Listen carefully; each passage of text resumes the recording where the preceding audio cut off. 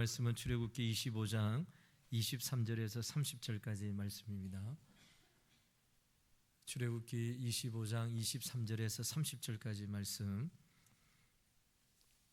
우리 한 절씩 교독하도록 하겠습니다. 제가 먼저 출애굽기 25장 23절 말씀 먼저 봉독하도록 하겠습니다. 너는 조각목으로 상을 만들되 길이는 2규빗, 너비는 1규빗, 높이는 1규빗 반이 되게 하고 그 주위에 손바닥 넓이만한 턱을 만들고 그 턱 주위에 금으로 태를 만들고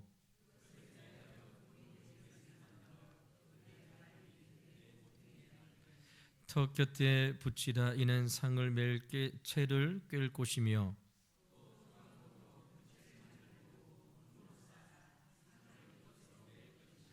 너는 대접과 숟가락과 병과 붓는 잔을 만들되 순금으로 만들며 상 위에 진실병을 두어 항상 네 앞에 있게 할지어다. 아멘. 오늘은 성막 시리즈 세 번째 시간인데요, 진실병을 두는 상이라는 제목으로 하나님의 말씀을 전거하도록 하겠습니다. 우리가 오후 예배 시간에 구약 시대에 하나님의 임재의 장소, 하나님과 이스라엘 백성들이 만나는 성막에 대하여 우리가 살펴보고 있습니다. 우리 지난주에 영상을 또 봤는데요, 오늘은 그림을 좀 보도록 하겠습니다. 성막은 세 가지 영적 지역으로 나누어져 있는데요, 지성소, 성소, 성막의 뜰로 구성되어져 있습니다. 우리 사진 한번 볼까요? 그래서 우리가 지금 오후 예배 시간에 출애굽기에 나와 있는 뭘 보느냐, 뭘 살펴보느냐, 성막에 대해서 우리가 살펴봅니다. 제일 안쪽에 지성소가 있지요. 그 다음에 성소가 있고 바깥들에 이렇게 구성되어져 있습니다. 이런 제일 안쪽에 있는 지성소는 대제사장이 1년에 한 번 들어가게 되어지고, 그곳에는 정거궤가 있다고 했습니다. 궤짝이 있는데요, 거기에 십계명과 아론의 상난 지팡이 그리고 만나가 있다고 했습니다. 이 정거궤에 대해서 지난주 우리가 말씀을 살펴봤는데, 이 정거궤 위에 속죄소라고 하는 뚜껑이 있다고 했습니다. 천사로 이렇게 되어지는 이 뚜껑이 있는데요, 이 뚜껑을 덮어서 그곳에서 내가 너희들과 만나겠다라고 하나님께서 이스라엘 백성에게 말씀하십니다. 이런 정거궤 안에 율법의 요구가 하나님을 향하여 올라간다고 했습니다. 법을 지켰는지 안 지켰는지 그것에 대한 율법의 잣대가 하나님을 향하여 올라갈 때에 하나님께서 속죄소 뚜껑을 통해서 율법의 모든 요구를 덮어버린다고 했죠. 그럼 하나님께서 하늘로서 이렇게 내려다 보실 때에 우리 각 사람의 죄, 율법이 요구하는 기준인 죄가 보이는 것이 아니라 하나님의 용서하심, 그래서 신약시대에 예수님께서 우리의 죄를 용서하여 주시는 속죄소 시언좌라고 이야기했는데요, 그것이 하나님께서 우리를 보시는 지성소의 안에 담겨져 있는 예배의 형태였다라고 우리가 했습니다. 오늘은 저 지성소 바깥쪽에 있는 성소에 대하여 우리가 말씀을 함께 살펴볼 것인데요, 이런 저기가 이제 길이가 50m, 폭이 20m, 그 다음에 이렇게 이렇게 높이가 2.5m래 되는데, 이것이 이스라엘 백성들이 이제 시내산에서 율법의 성막에 대한 규정을 듣고 난 다음 이스라엘 백성들이 저기 가나안 땅에 들어가기 직전까지 하나님께서 이스라엘 백성들과 함께하는, 그러니까 눈에 보이는 모형이죠. 그것을 통하여 하나님께서 성막에 대하여 이야기하셨습니다. 우리 다음 사진 보도록 하겠습니다. 이렇게 우리가 좀 다른 각도에서 보면 우리가 제일 안쪽에 지성소, 성소, 성막의 뜰이 있고, 그 다음에 이렇게 밖으로 둘러싸는 칸막이가 있더라, 이렇게 우리가 볼 수 있습니다. 그 다음 사진 보도록 하겠습니다. 여러분 지성소와 성소 안에 있는 덮고 있는 천을 걷었을 때에 보여지는 모습인데요, 지성소와 성소 안에 휘장이 있습니다. 저기 보이죠? 휘장이 보이는데, 휘장을 걷어서 그 안에는 아무나 들어갈 수 없다고 했습니다. 대제사장도 대속죄일 한 사람만 그곳에 들어가되, 그것에 허리에 딸랑 그 끈을 묶고 다리에 방울을 차고 저 자리에 들어간다고 했습니다. 그것에서 이게 소리가 나면 바깥에서 대제사장이 살아있구나 하는 것을 알게 되어지만, 소리가 멈춰지면 어떻게 되옵니까? 대제사장이 저 지성소 안에 죽었을 때에 죽은 사람을 시체를 꺼내기 위해서 그냥 들어가면 그 사람도 죽게 되어지기 때문에 저기 성소에서 밧줄에 있는 그 허리에 차고 있는 밧줄을 통해서 죽어 있는 사람을 꺼내는 것이 바로 지성소였습니다. 그러니까 함부로 들어갈 수 없는 것이죠. 하나님을 예배한다, 거룩한 하나님을 만난다고 한다는 것은, 여러분 이거 그냥 우리가 생각할 때에 신약 시대에 우리가 하나님 앞에서 예배 드리는 것이 어떠한 마음으로 예배를 드리는지 우리가 잘 알 수 없지만, 이것은 함부로 있을 수 없는 일이다. 구약 시대의 말씀을 통해서 보면 우리가 알 수 있는 것이죠. 예수님께서 십자가에 못 박혀 죽으실 때에 요한복음에 보면 지성소와 성소의 칸막이 휘장이 찢어졌다라고 이야기합니다. 요한복음에 보면 그 말씀이 나와 있는데요. 휘장이, 여러분 사람이 찢었으면 어떻게 할까요? 밑에서 찢어졌잖아요. 근데 그 요한복음의 말씀에 보면 저기 지성소와 성소를 막고 있는 휘장이 위에서부터 찢어졌다라고 합니다. 위에서 찢어졌다면 사람이 인위로 찢은 것이 아니죠.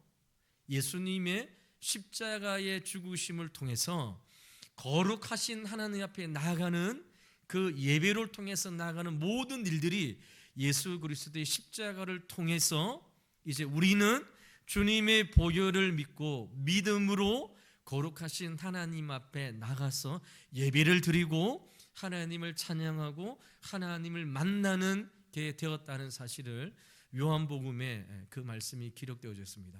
그리고 오늘 우리가 살펴볼 성소에 대한 내용 중에 떡상에 대해서 우리가 살펴볼 건데요. 저기 보니까 떡상이 있습니다. 그리고 뭐 금촛대가 있고 있는데요.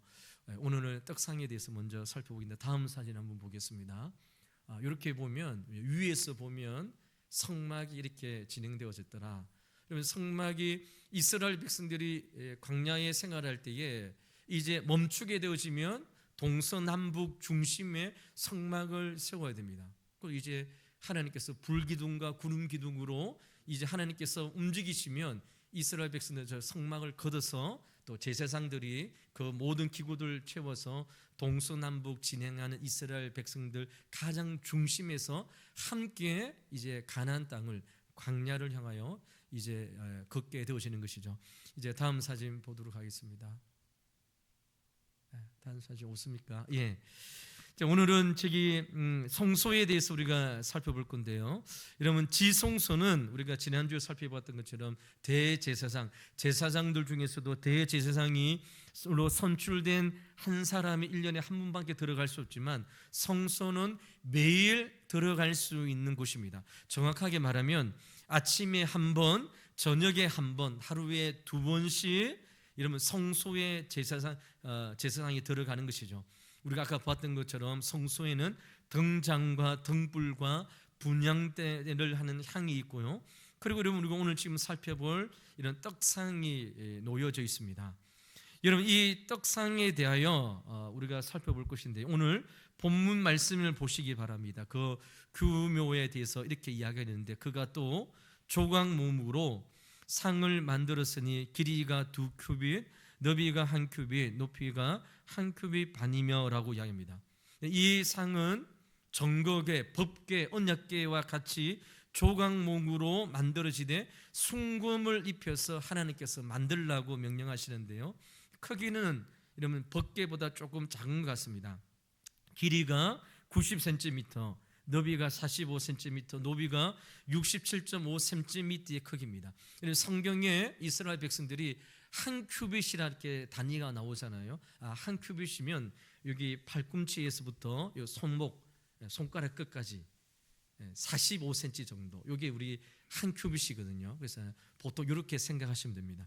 하나님께서 길이는 2큐빗 반, 너비가 1큐빗, 높이가 1큐빗 반이 되어지는 이제 떡상을 만들라 하는 것이죠. 여기에 상은 아무리 성소 안에 있는 거룩한 것이라고 해도 결국은 무엇일까요? 음식을 올려놓는 밥상입니다. 상인 것이죠. 그렇다면 누구를 위한 밥상인가? 이것을 우리가 좀 생각해 보야 되는데요.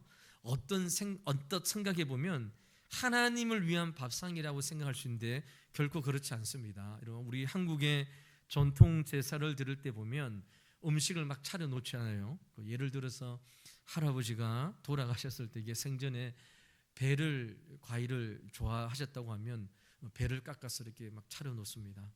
뭐 할아버지의 영이 와서 그것을 먹는다고 생각하는 것이 우리 한국의 전통적인 제사인 것이죠.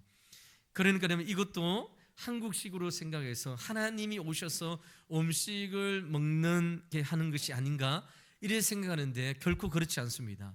하나님은 영이시잖아요. 영은 뭐 음식을 먹고 사는 존재가 결코 아닙니다. 그렇다면 이 상은 일반 제사상하고도 근본적으로 다르다는 것이죠. 그 다른 의미가 무엇인가? 오늘 출애굽기 25장 30절 말씀을 한번 보시기 바랍니다. 30절 말씀에 상 위에 진설병을 두어 항상 내 앞에 있게 할지니라 라고 말씀합니다. 이 상의 의미가 무엇인가? 상 위에 진설병을 놓아두라는 것입니다. 이런 이 이스라엘 12지파를 상징하는 12개의 떡을 한쪽에 6칸 이게 떡을 이렇게 쏟고요. 또 왼쪽에 오른쪽에도 떡 6개를 쌓아놓는 상으로 준비되어집니다. 이 진설병, 이게 좀 어려운 단어잖아요. 이 단어를 찾아보니까 우리 말로 번역해 보니까 제사 방식에 따라 상 위에 차려 놓는 떡, 이렇게 이제 진설병이라고 우리가 번역할 수 있는데요. 원문을 보면 이 진설병의 의미가 확 우리에게 다가옵니다. 이 진설병이라는 이 단어가 레헴 파님이라는 단어, 이게 두 가지 뜻이 함께 합쳐져 있는 단어인데요. 레헴 파님이라는 단어입니다. 레헴은 우리 들어보셨잖아요. 언제 들어보셨냐면 베들레헴 할 때 그 레헴입니다. 베들레헴 할 때 레헴이 빵집이라는 뜻이거든요. 빵이라는 뜻이고요. 그리고 여러분 파님이라는 뜻은 얼굴이라는 뜻입니다. 그러니까 야곱이 여러분 베델에서 천사와 씨름하고 나서 자기가 하나님을 얼굴을 만났다라고 하면서 그곳의 이름을 무엇이라 졌습니까? 그곳의 이름을 브니엘이라고 졌잖아요. 브니엘, 파니엘, 이 같은 이게 어근에서 나온 것이거든요. 하나님의 얼굴이라는 뜻입니다. 그러니까 여러분 진설병 한자로 번역했는데요. 이 단어를 원래 의미로 정확하게 번역해 보면 하나님의 얼굴이라는 뜻입니다.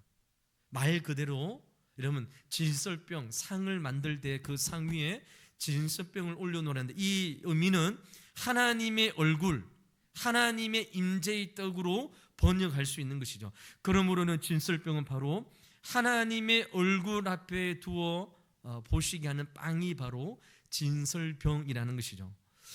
여러분 성경에 나오는 축복 가운데에 가장 유명한 축복이 소위 아론의 축복이라고 하는 내용이 있습니다. 우리 한국 교회는 여러분 마지막 목사님들 축도할 때에 고린도후서 13장 13절 말씀을 가지고 축도하게 되어지는데요. 미국에 또 유럽에 있는 교회는 민수기 6장 23절에서 나오는 아론의 축복을 가지고 축도하는 교회도 있습니다. 제가 이제 청년 때에 다른 이게 청년 집회에 참석하니까 축도를 하는데 아론의 대제사장의 축도문 민수기 6장의 말씀을 가지고 축도하더라고요. 굉장히 저는 신선하게 이제 다가왔는데요.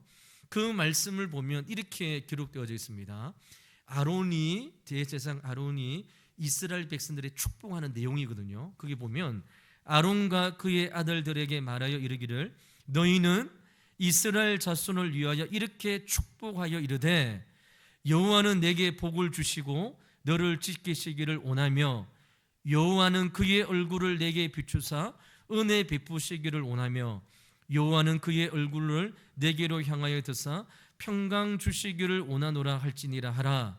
그들은 이같이 내 이름으로 이스라엘 자손에게 축복할지니 내가 그들에게 복을 주리라 라고 말씀합니다.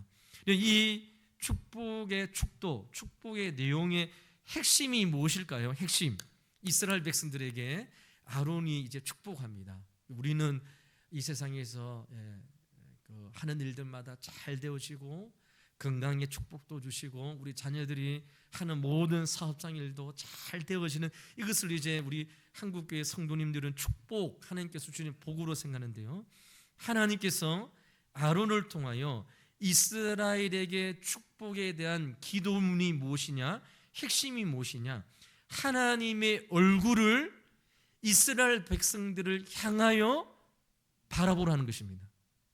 하나님의, 물론 여기서는 하나님이 영이시기 때문에 하나님 얼굴이 없겠지요. 그런데 하나님의 함께하심, 하나님의 임재, 하나님의 얼굴이 이스라엘 백성들, 그러니까 저를 향하여 하나님께서 나를 향하여 바라볼 수 있도록 기도하는 것이 축복의 핵심입니다. 우리 다시 민수기 6장 그 말씀을 한번 띄워주시겠어요?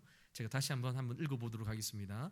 아론과 그의 아들들에게 말하여 이르기를 너는 이스라엘 자손을 위하여 이렇게 축복하여 이르되 여호와는 내게 복을 주시고 너를 지키시기를 원하며 여호와는 그의 얼굴을 내게 비추사 은혜 베푸시기를 원하며 여호와는 그의 얼굴을 내게로 향하여 드사 평강 주시기를 원하노라 할지니라 하라.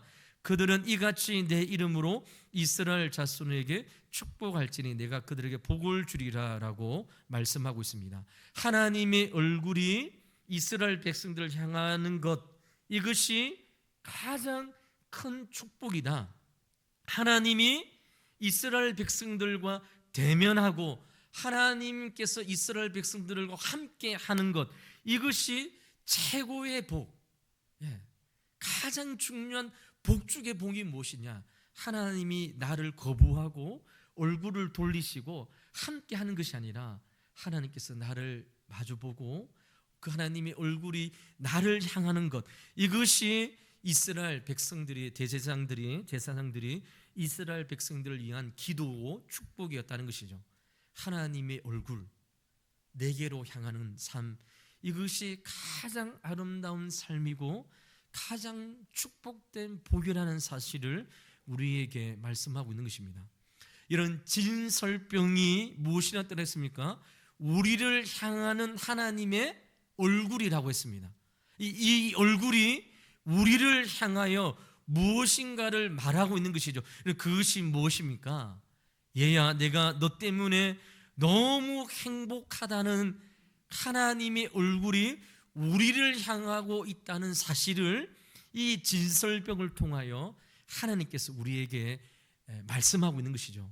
이런 우리가 성막을 살펴보는 이유는 이 시대에 하나님께서 기뻐 받으시는 예배가 무엇인지를 살펴보기 위해서 우리가 이것을 살펴본다고 했습니다. 하나님께서 받지 않는 예배가 있습니다. 하나님이 기뻐 받는 예배가 있습니다.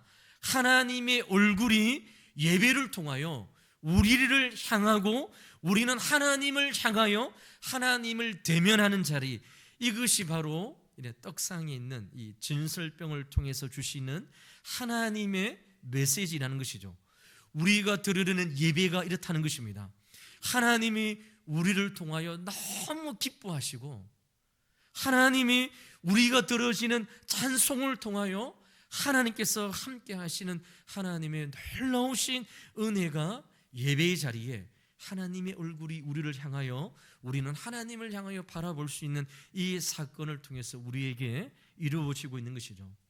이런 실제로 지금 하나님이 우리의 예배를 그렇게 받으신다는 것이죠. 서바냐 3장 17절 말씀에 보면 이렇게 하나님께서 말씀하고 있습니다.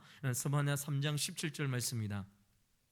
너의 하나님 여호와가 너희 가운데 계시니 그는 구원을 베푸실 전능자이시라. 그가 너로 말미암아 기쁨을 이기지 못하시며 너를 잠잠히 사랑하시며 너로 말미암아 즐거이 부르며 기뻐하리라 하시리라라고 말씀하고 있습니다. 민수기의 이 축복의 말씀에서 하나님의 얼굴을 우리에게 비추는 것과 우리의 얼굴을 향하여 하나님을 향하여 드는 이 모든 의미가 바로 서바냐 3장 17절 안에 있는 것이죠. 하나님이 우리가 드려지는 예배를 보고 기뻐하시고 하나님께서 함량하시고 우리가 드리는 예배를 통하여 하나님께서 영광 받으시는 의미가 바로 진설병 떡상에 있는 이 사건을 통해서 하나님께서 우리에게 말씀하고 있는 것이죠. 이런 스바냐 3장 17절과 민수기 6장의 말씀을 오늘 우리 젊은 시대에 우리 청년들 10대 애들에게 비유로 말하면 무엇일까요? 하나님께서 하나님 눈에서 우리를 바라보실 때에 하나님의 눈에서 사랑의 하트가 막 뿅뿅 막 나오는 거잖아요. 그림이나 만화에서 보면요, 사랑하는 사람을 보면 눈에서 하트가 막 나옵니다. 하나님께서 우리가 드려지는 찬양, 우리가 드려지는 예배, 우리가 드려지는 기도, 우리가 드려지는 모든 예배를 통하여 하나님께서 너무 기뻐하시고 하나님의 얼굴, 하나님께서 우리를 바라보시는 모습이 그렇다는 것이죠. 여러분, 이것이 믿겨지시나요? 여러분, 이것에 대한 확신이 있으시나요? 하나님이 나를 보면서 이 예배의 자리에서 하나님이 내가 너 때문에 너무 행복하다, 우리가 너무나도 부족하지만 내가 이렇게 나를 예배하러 왔구나, 다른 형제와 자매와 한 마음이 되어서 하나님을 향하여 예배 드릴 때에, 그래서 우리는 일주일 동안 어떻게 살았는지 우리는 너무나 잘 알고 있죠. 세상에서 어떤 삶을 사는지 우리는 우리 자신을 너무나도 잘 알고 있습니다. 그럼에도 불구하고 하나님께서 온 교회 성도님들이 한 마음이 되어서 시간을 구별하여 주님 앞에 드려지는 이 예배를 통하여 하나님께서 우리를 향하여 만족하시고 내가 너를 사랑하시고 하나님의 예배하신 은혜가 우리 심령 가운데에 부어주실 것을 이 진설병에 놀려있는 이 떡을 통하여 우리에게 말씀하고 있는 것이죠. 여러분, 얼마나 놀랍지 않습니까? 우리가 하나님 앞에 나와 예배 드리는 순간, 그래서 우리가 하나님 앞에 예배 드리는 순간, 그래서 우리가 한 마음과 한 뜻이 되어서 하나님을 향하여 전심으로 올려드리는 그 찬양을 들으시고 하나님께서 막 눈에서 우리를 사랑하는 그 사랑의 그 하트에 대한 눈빛이 막 이제 나오게 되어지는 것이죠. 그리고 여러분, 우리는 그러한 은혜를 통하여 우리의 삶의 영적인 굶주림과 목마름과 외로움과 갈급함이 채워지는 것입니다. 우리는 하나님을 통하여 은혜를 경험하고 하나님께서 우리를 사랑하여 주시고 용서하여 주시고 받아주시고, 여러분 아까 우리 그림을 보았잖아요. 이런 지성소에 하나님을 만나는다고 하나님의 대면을 한다는 것이 결코 무섭고 두려운 것이죠. 여러분, 모세가 여러분 하나님의 시내 산에 올라갈 때에 이스라엘 백성들에게 하나님께서 시내 산에서 임재하십니다. 그럼 이스라엘 백성들이 어떻게 합니까? 하나님을 만나면 우리는 죽게 되어지니까 우리와 만나지 말고 모세와 만나라고 이야기합니다. 그렇죠? 그러니까 거룩하신 하나님을 만나는 것은 죄를 가지고 있는 우리에게서는 있을 수 없는 일입니다. 여러분, 이사야 선지자가 이사야 6장에 하나님으로부터 소명을 받는 내용이 있는데요. 이사야가 여러분 성전에서 하나님의 영광이 가득한 일들을 보게 되십니다. 이사야 선지자가 하나님 앞에 처음 고백했던 것이 무엇입니까? 내가 망하게 되었다는 것입니다. 내가 죽게 되었다는 것이죠. 하나님의 거룩함을 보고 난 다음 살아있는 사람이 없다는 것입니다. 그런 하나님께서 우리가 예수 그리스도의 십자가의 죽으심을 통하여 하나님의 전에 나와 한 마음을 가지고 한 뜻을 가지고 하나님을 온전히 찬양할 때에 하나님께서 우리를 만나주시고 우리를 예배를 통해서 내가 너 때문에 행복하고 우리가 드리는 그 찬양과 경배를 통하여 하나님의 하나님 되심을 우리가 올려드리고 또 하나님께서 우리에게 예배하신 은혜를 우리에게 부어주시는 것입니다. 여러분, 우리가 오늘 마치 공교롭게도 이제 우리 그 예배가 이제 바뀌어지게 됐는데요. 이따가 우리 장로님들이 이야기하시는데 처음 이제 했는데 우리 성도님들이 많이 해본 것처럼 이렇게 잘 바뀌어져 가지고 너무 좀 감사하고 했는데요. 여러분 우리가 기존에 드렸던 예배도 저는 좋다고 생각합니다. 나쁘지 않다고 생각합니다. 저는 예배의 형식과 예배의 어떤 틀에 있어서 저는 자유합니다. 그런데 여러분 우리가 더욱더 하나님 앞에 드려지는 임재와 예배, 또 우리가 모든 성도님들이 함께 한 마음으로 하나님을 예배하는 그 자리에 우리가 다 함께 하나님을 예배할 수 있다면 그것은 더 좋은 예배라고 저는 생각합니다. 2025년 동안 우리 왕도교회가 우리 일대 담임 목사님부터 시작되었던 예배가 이제 오늘 오전 예배로 바뀌게 되었습니다. 제가 우리 왕도교회 부임하고 유 목사님하고 이제 첫 예배를 드리고 난 다음 식사를 하면서 목사님 예배가 너무 어색합니다. 저도 힘듭니다. 이렇게 이야기했습니다. 그래서 유 목사님이 본인은 이제 담임 목사님으로 오셔서 일대 목사님 하셨던 예배 방식을 그대로 이제 하고 있다라고 이야기하시면서 목사님이 이제 위임을 받으시고 우리 장로님들과 성도님들과 잘 상의하셔서 또 이제 예배가 더 현대적으로 성도님들이 더 은혜롭게 드릴 수 있는 예배가 되었으면 좋겠다라고 했습니다. 그래서 제가 이제 우리 장로님들하고 우리 또 구육장님들하고 이야기했습니다. 저도 우리 기존에 드렸던 예배로 드리면 100년을 드리는 겁니다. 1세기를 우리가 드리는 것이죠. 그래서 제가 기도하고 우리 장로님들한테 장로님 우리 왕도교회의 예배 전체 형식을 좀 바꾸었으면 좋겠습니다. 이렇게 하면서 예배 형태와 또 어떤 형식을 바꾸게 되셨는데요. 여러분 우리가 형식을 바꾸었다는 게 중요한 것이 아니라 중요한 것이 무엇일까요? 우리가 드려지는 예배 시간마다 우리가 드려지는 예배를 통하여 하나님께서 우리의 찬송과 예배를 통하여 하나님께서 기뻐하시구나, 하나님께서 만족하시구나, 하나님의 얼굴을 우리를 향하여 두셔서 우리가 드려지는 예배를 주님 기뻐 받아주시고 우리와 드려지는 모든 예배의 가운데 임재하여 주셔서 하나님의 은혜의 약속을 우리에게 허락해 주시는 것이죠. 그리고 우리는 이러한 마음으로 하나님 앞에 예배를 드릴 때에 우리의 심령 가운데에 하나님께서 함께하여 주시고 인도하여 주셔서 하나님의 예배하신 은혜야. 그래서 우리의 영적인 목마름, 영적인 갈급함, 세상 그 어디에서도 우리의 영혼의 목마름을 채울 수 없는 그 모든 일들이 하나님의 예배의 자리에서, 하나님의 임재의 자리에서 우리가 드리는 예배의 장소를 통해서 하나님께서 우리를 채워주시고 우리와 함께 하시는 은혜를 경험해야 되는 것이죠. 그러므로 사랑하는 성도 여러분, 우리는 예배 때마다 이러한 일들이 일어나기를 기도해야 됩니다.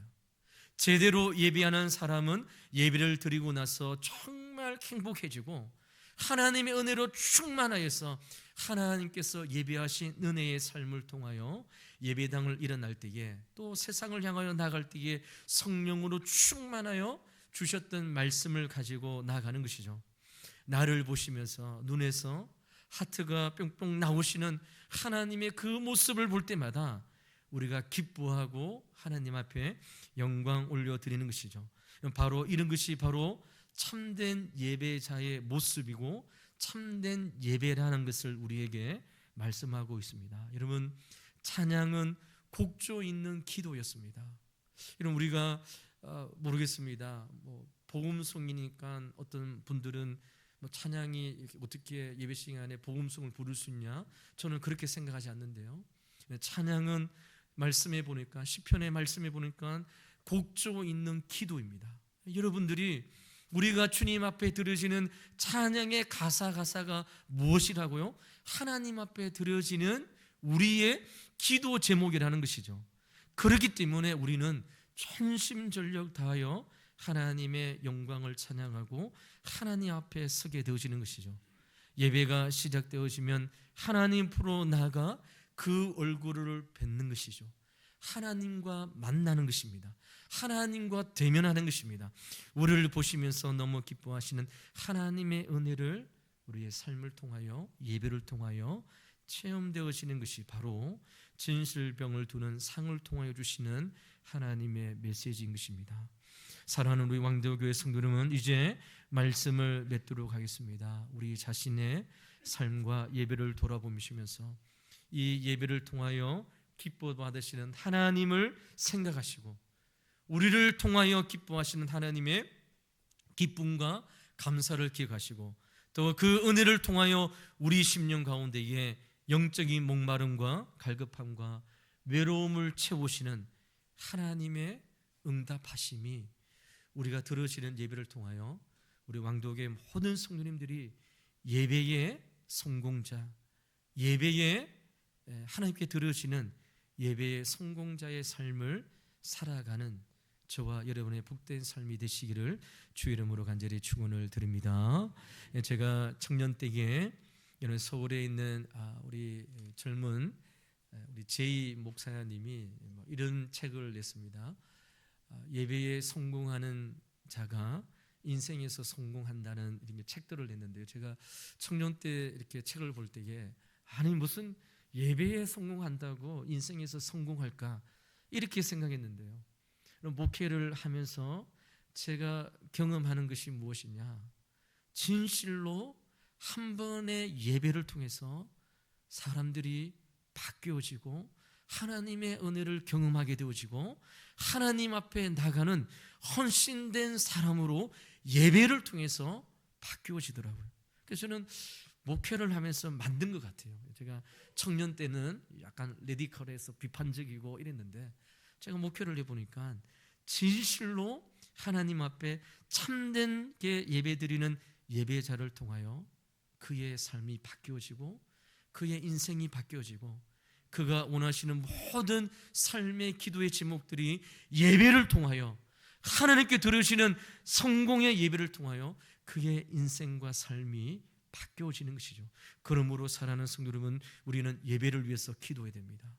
말씀을 전하는 저를 위해서도 기도하고 예배를 돕고 섬기는 모든 자를 위해서 우리가 기도하며 준비할 때에 하나님께서 우리에게 주시는 놀라운 은혜를 경험하는 예배의 성공자가 되어지는 복된 삶을 살 것을 주님께서 우리에게 말씀하고 있는 것이죠.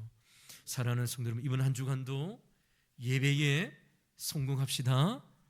예배에 성공합시다.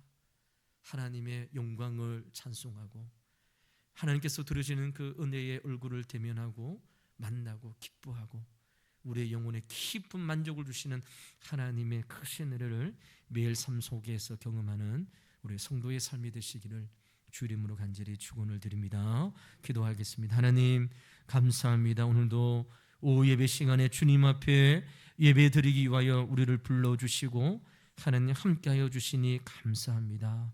주님, 사람을 위하여 예배의 자리가 아니라 하나님을 위하여 들으시는 예배가 될 수 있도록 인도하여 주셔서 우리 왕독의 모든 사랑하는 성도님들이 예배의 성공자가 되어서 하나님의 얼굴을 대면하고 하나님과 만나는 귀한 시간이 될 수 있도록 주여 함께하여 주시옵소서.